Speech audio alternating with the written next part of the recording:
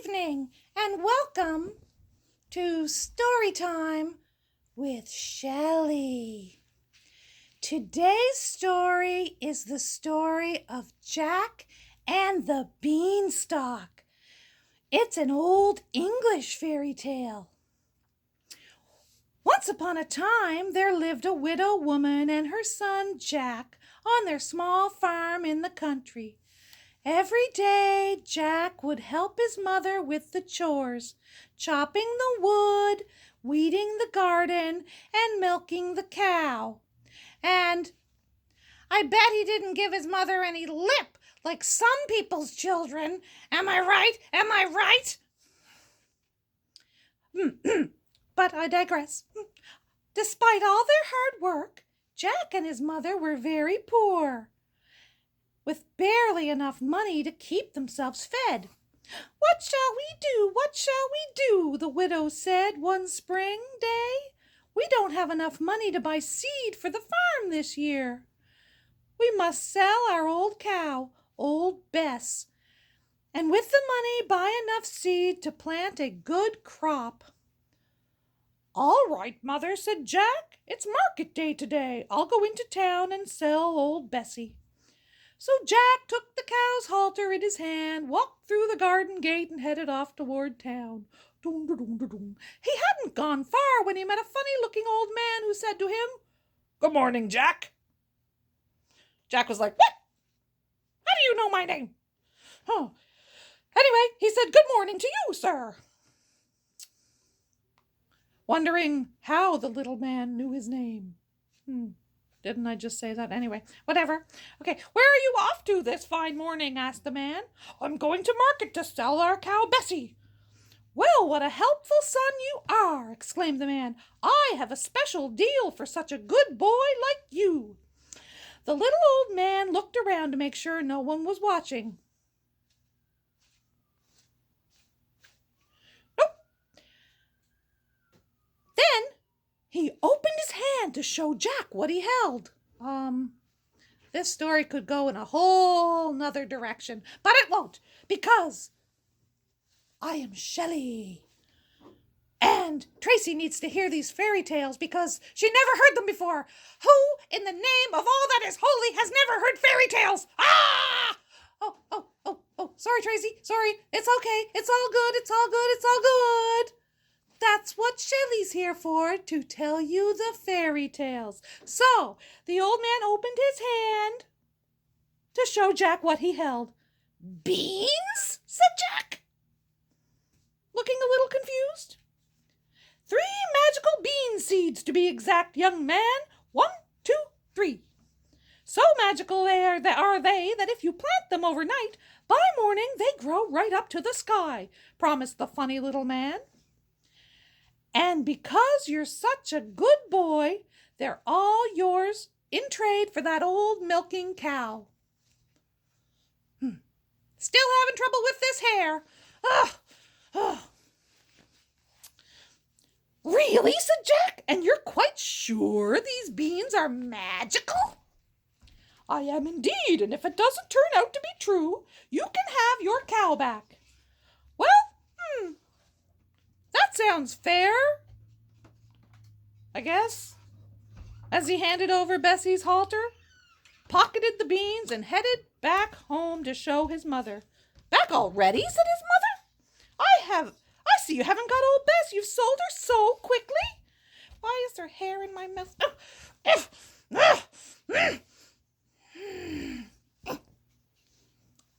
thought you fixed my hair. Sorry. Eek. Okay, where was I? Oh, you've sold her so quickly? How much did you get for her?" Jack smiled. Well, Mom, just look at these beans, Mother, they're magical." Jack smiled as he reached into his pocket and held out the beans. "If you plant them overnight and—" "What?" cried his mother. "What did you— beans? Oh, you silly boy. That's not really the words that I would use, silly. I'd have a few. Anyway, how could you give away our milking cow for 3 measly beans? And with that, she did the worst thing Jack had ever seen her do. She burst into tears.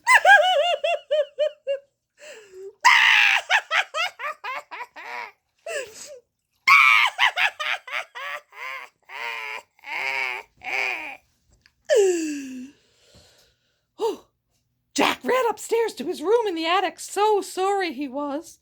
He threw the beans angrily out the window, thinking, how could I have been so foolish? I've broken my mother's heart. After much tossing and turning, at last Jack dropped off to sleep.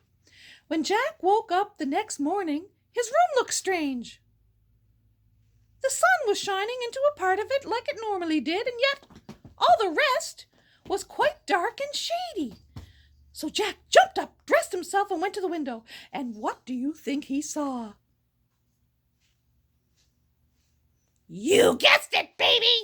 He saw... I lost my place. Whoops. What do you think he saw? Let's try that again.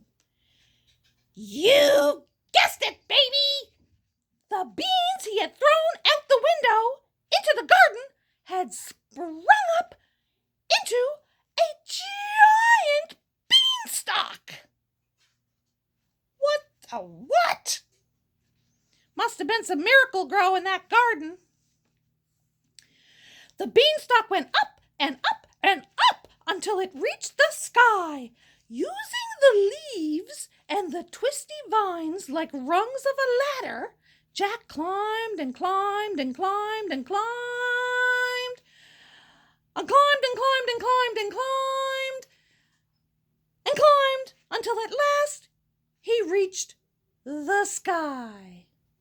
And when he got there, he found a long, broad road winding its way through the clouds to a dark square castle off in the distance. Jack ran up the road toward the castle, and just as he reached the door, the door swung open to reveal a horrible giant lady. Bleep! With one great eye in the middle of her forehead. Ooh! Okay, as soon as Jack saw her, he turned to run away, but she caught him and dragged him into the castle. Something like that. Don't be in such a hurry. I'm sure a growing boy like you would like a nice big breakfast, said the great big tall woman. It's been so long since I got to make breakfast for a boy. Well, the giant lady wasn't such a bad sort after all, even if she was a bit odd. She took Jack into the kitchen and gave him a chunk of cheese and a glass of milk. But Jack had only taken a few bites when thump, thump, thump. The whole house began to tremble. Tee! With noise of someone coming. Somebody big. Goodness gracious me, it's my husband, said the giant woman, wringing her hands. What on earth shall I do? There's nothing he likes better than boys broiled on toast. Blech. Blech. And I haven't any bread left. Oh dear, I should never have let you stay for breakfast. Here, come quick and jump in here. She hurried Jack into a large copper pot sitting beside the stove, just as her husband the giant came in. He ducked inside the kitchen and said, I'm ready for my breakfast. I'm so hungry I could eat 3 cows. Oh, what? Wait a minute, what is that I smell? Fee, fi, fo, fum. I smell the blood of an Englishman. Be he alive or be he dead, I'll grind his bones to make my bread. Nonsense, dear, said his wife. We haven't had a boy for breakfast in years. Now you go wash up, and by the time you come back, your breakfast will be ready. So the giant went off to tidy up, wash all the blood off his hands, etc., yada, yada, and blah, blah, blah. Jack was about to make a run for it when the woman stopped. Wait until he's asleep, she said. He always has a little snooze after breakfast. Jack peeked out of the copper pot just as the giant returned to the kitchen carrying a basket filled with golden eggs and a sickly-looking white hen. The giant poked the hen and growled, "Lay!" I'd peck him if I was that chicken. Anyway, so he poked her. Poor little thing. Just then, the hen laid an egg made of gold. Wonder what they're feeding that hen, which the giant then added to the basket. After his breakfast, the giant went to the closet and pulled out a golden harp with the face of a sad young girl.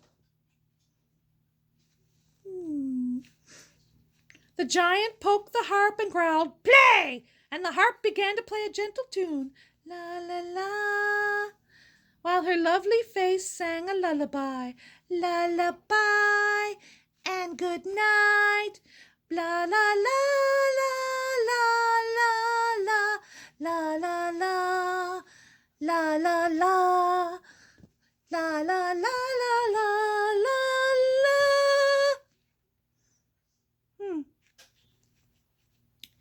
Then the giant began to nod his head, and soon he began to snore until the whole house shook.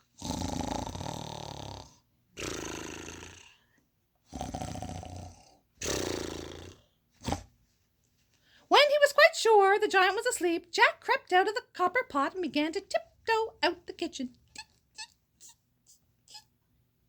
Just as he was about to leave, he heard the sound of the harp weeping. Jack bit his lips, sighed, because he was a sucker for a cute girl. He returned to the kitchen. He grabbed the sickly hen and the singing harp and began to tiptoe back out. But this time the hen gave a cackle. I really don't know what a hen sounds like, sorry. Okay. Which woke the giant. And just as Jack got out of the house, he heard him calling, "Wife! Wife, what have you done with my hen and my golden harp?" Jack ran as fast as he could, and the giant, realizing he'd been tricked, came rushing after.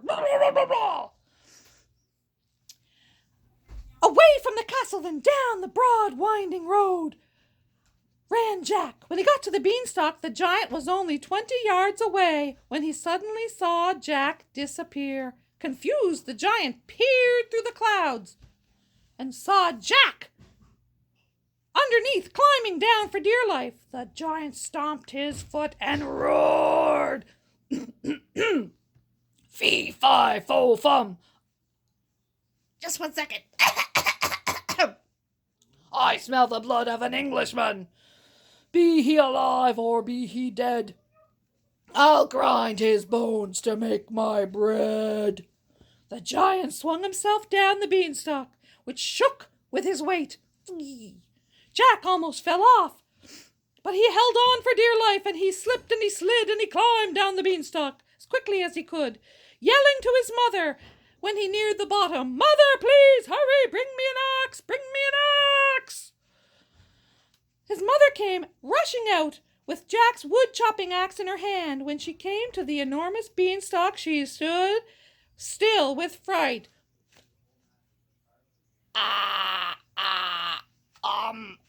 Well, Jack, this is kind of awkward. I didn't believe you. Just give me the axe, woman! Jack yelled, and he took the axe. And he started chopping at the beanstalk. Luckily, because of all the chores he had done over the years, he was very strong and very good at chopping. And it didn't take long for him to chop through enough of the beanstalk that it began to, teeter and totter. And oh no! Jack gave one last big chop. The giant felt the beanstalk shake and quiver, so he stopped to see what was the matter. The last big chop did it. The beanstalk began to topple over. Bonk! The giant fell down and broke his crown. That's a nursery rhyme. That doesn't go in this story. The giant fell down and made a huge big dent in the earth. Kerplunk! Bam! Ugh! Dead. Dead giant. No more giant. Which, in all fairness, Jack was the one who stole from him. So, I'm not really sure I get the gist of this story. But anyway, whatever. Giant's dead. Big bad giant who got stolen from and tried to get his stuff back, and then Jack got to keep it. But apparently, that comes next. Oh, the singing harp thanked Jack for rescuing her from the giant. Oh, okay. Oh, she was held prisoner. Oh, okay, I get it. Cool. She had hated being locked up in the closet all day and night and wanted nothing more than to sit in the farmhouse window and sing to the birds.